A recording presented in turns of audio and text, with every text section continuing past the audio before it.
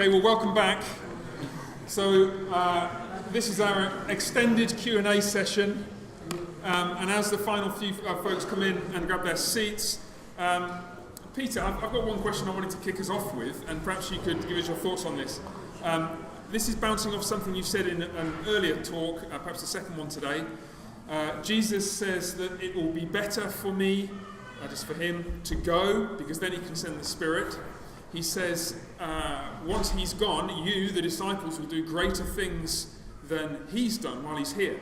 And it just strikes me that we might typically think, oh, wouldn't it have been wonderful to be around when Jesus, the Son of God, was here in the flesh? Jesus says, no, it's far better to be around in the age of the Spirit, in the age of the church, because greater things, greater privilege. Can you comment on that, and anything you'd want to add to that to show us how the doctrine of the Trinity bears upon that?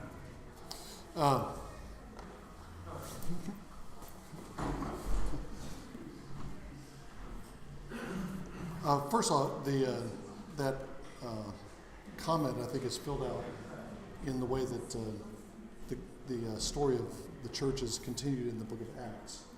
We have a pretty deliberate, Luke makes a pretty deliberate display of that reality. So Jesus receives the Spirit, he preaches the gospel of the kingdom.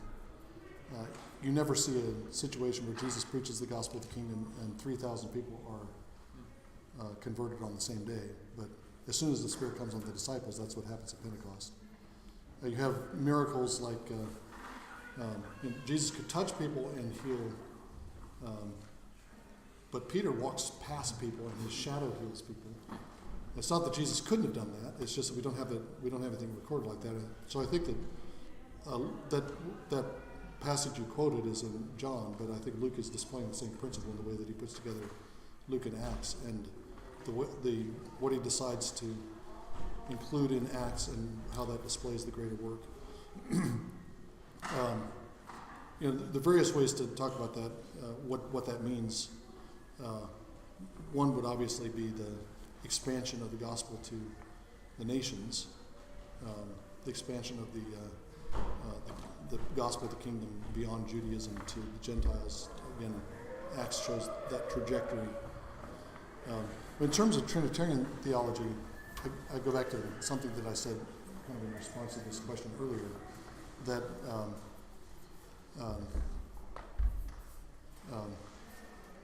let's just stipulate at the beginning that God is eternally himself and without lack.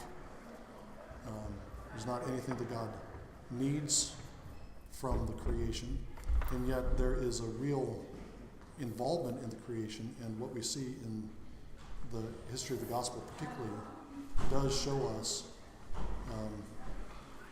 there are phases of God's work in history that are somehow true of God. I mean, they're talking about the Spirit's work. Did the Spirit inhabit Old Testament believers? Yes. Did the Spirit inhabit Old Testament believers as the Spirit of resurrection power that comes in Jesus? I don't think so, because the resurrection had not happened. So something happens in the Spirit's operation, at least in his operation, because of the work of the Son. It's not, again, not that God was in any lack, but there's some real advancement, at least in the work that the Spirit does through the course of history, and it's dependent on the actions of the Son. So that would be one Trinitarian angle on it. Other questions? Sure. You mentioned we don't have any artifacts from the future. And I was wondering two questions on that. One is, how do we distinguish our ideas of the future, which are sort of dwelling in our minds at the moment, from an actual future that is already present in the church, for instance? Right. And maybe on those lines, whether you can connect the kinds of things you've been saying last year on the Lord's Supper with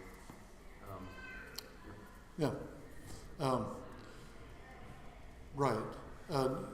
The question has to do with the presence of the future. I talked about the future indwelling the present, but it was mainly in terms of anticipation which could be anxiety, but also motivation for planning and action in the present. Distinguishing that sort of presence of the future from the more objective reality of the future that comes through the work of the Spirit. I think I thought of this in connection with Aubrey's question about why it was the question that Steve just asked. That why is it that Jesus has to leave in order to send the Spirit? What's the logic of that?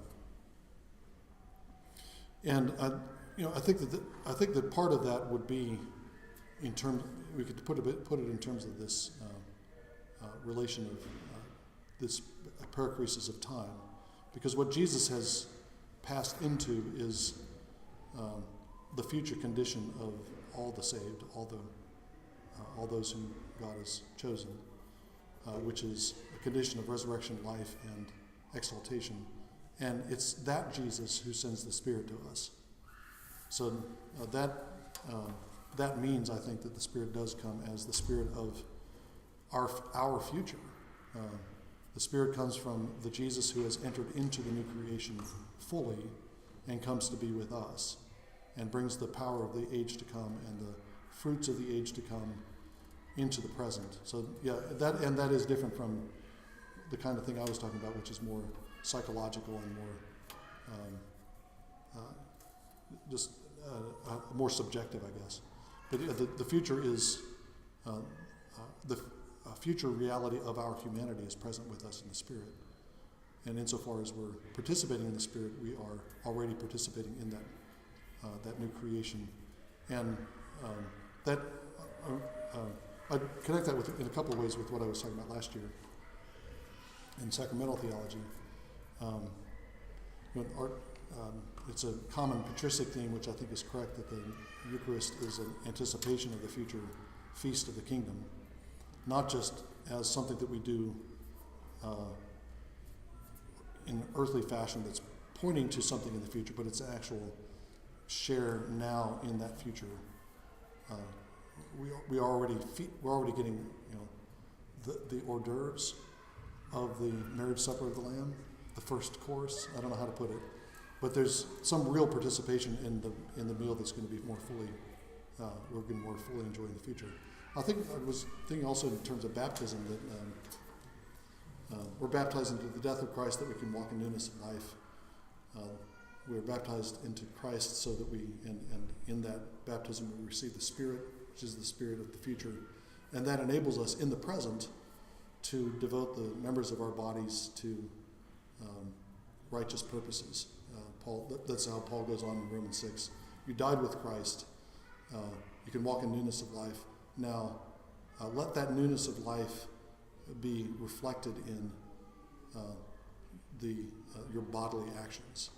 We're already living in bodily ways, participating in resurrection life, not just internally in our spirits, but somehow in our actions we're anticipating that resurrection life. So, and that would again be some more objective anticipation of a future or indwelling of a future. Communion of the saints works as well. Yeah. So part of the family has already arrived at a chunk of the holiday destinations. So is the field of family, as the field of family is not a holiday.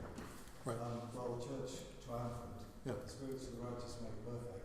They are one church with us, we're one family with them. Right.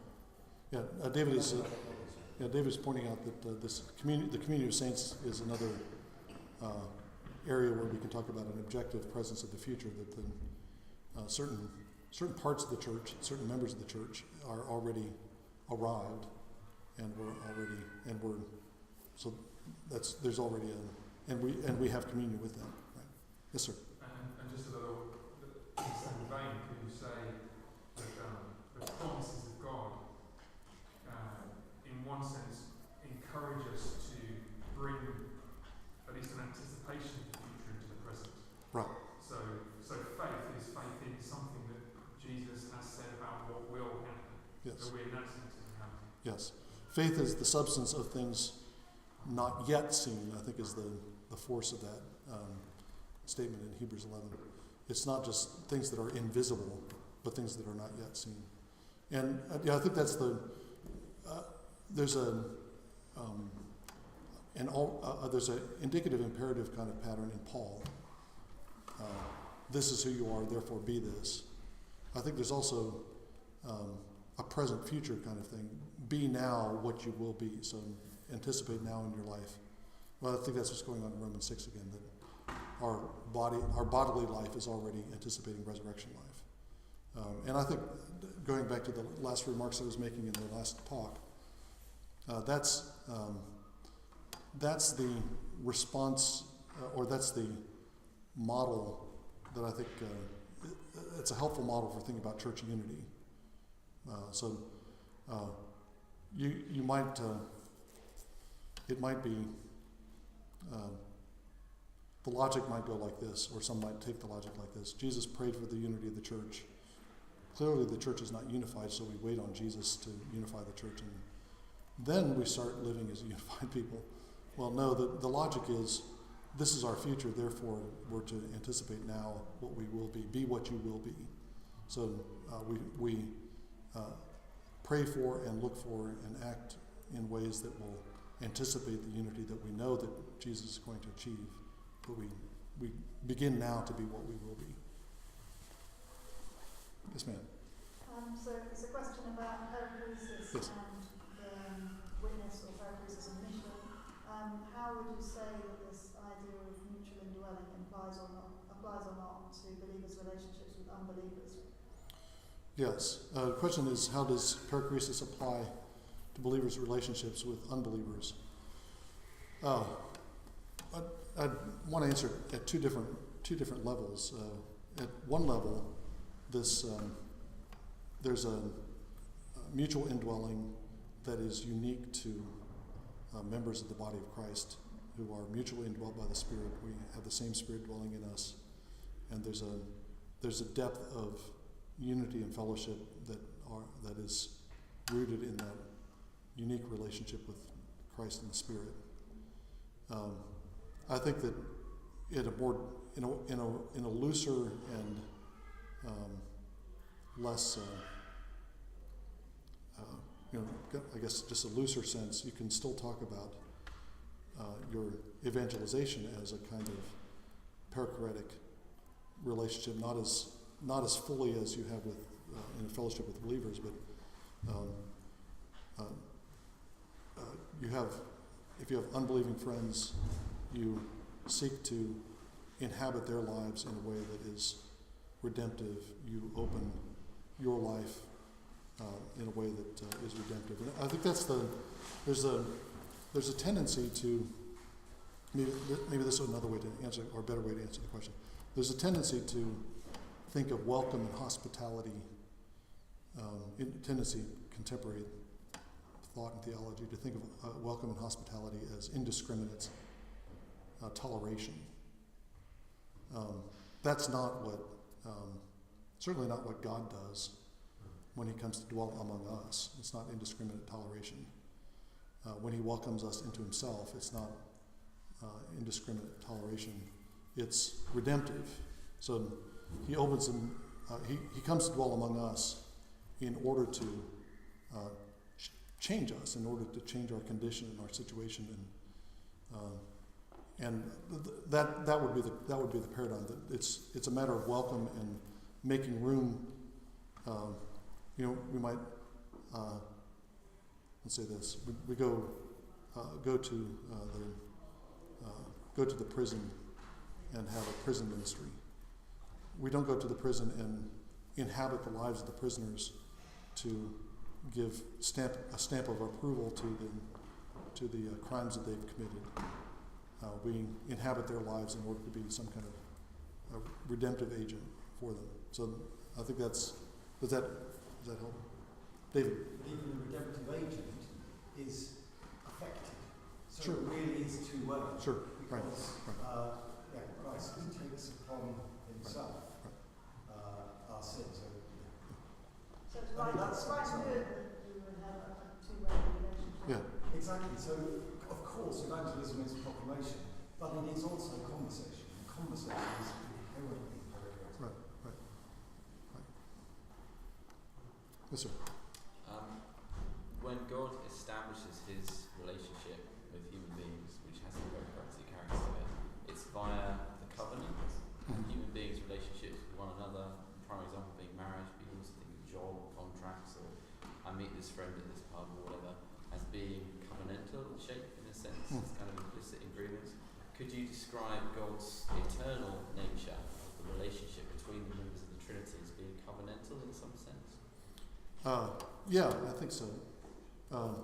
I didn't use that term, but I think that's a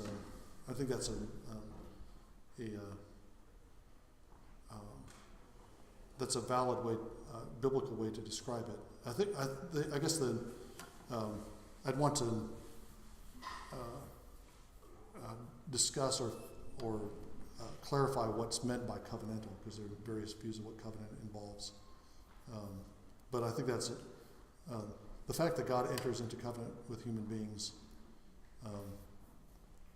that must reflect something about God's own internal society, that there must be some kind of covenantal, that must reflect some kind of covenantal structure. So yeah, I think that's true.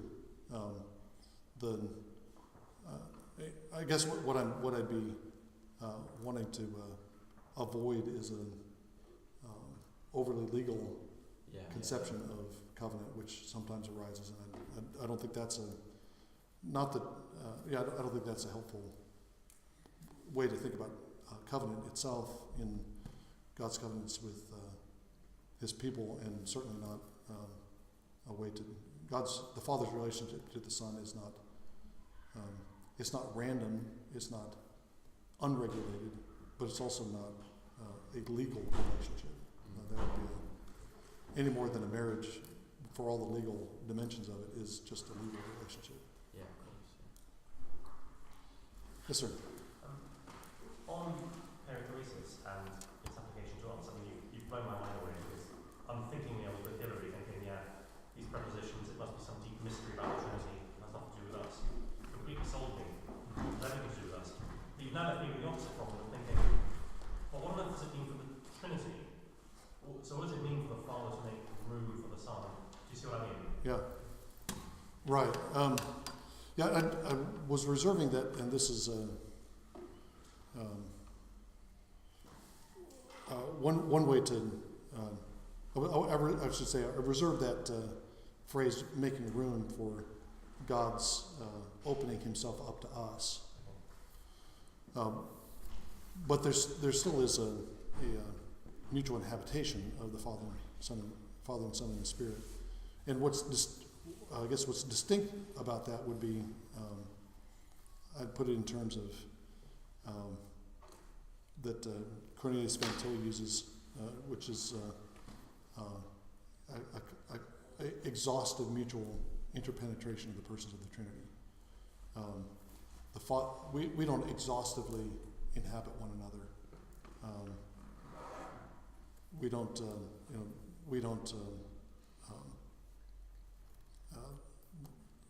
That's not our friendships and our relationships with each other aren't. I should probably just stop with that. And I'm not sure that I've explained anything, but there's something.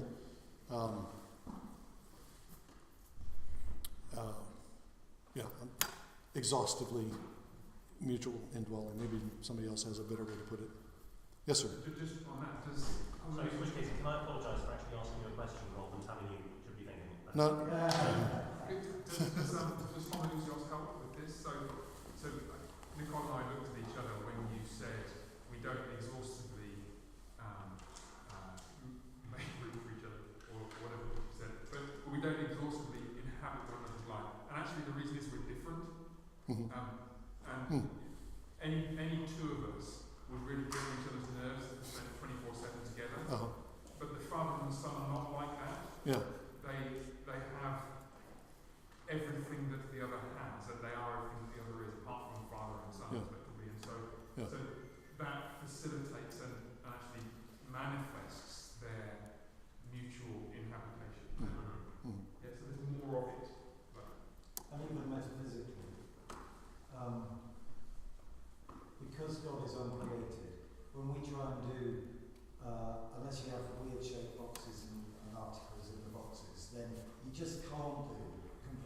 inside and completely outside. Mm-hmm.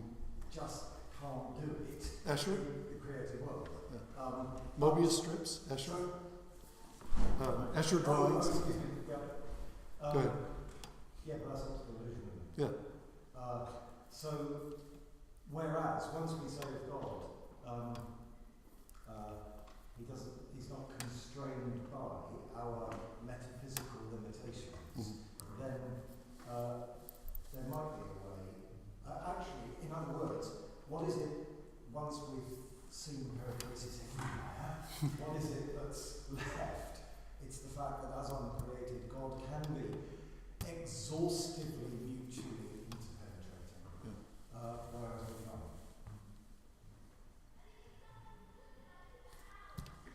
aren't. I don't know that that's. I'm sure there's better ways to say that. I'm not sure that explains anything except that God's the creator, and He's different from us, and yet we are somehow in His image. So.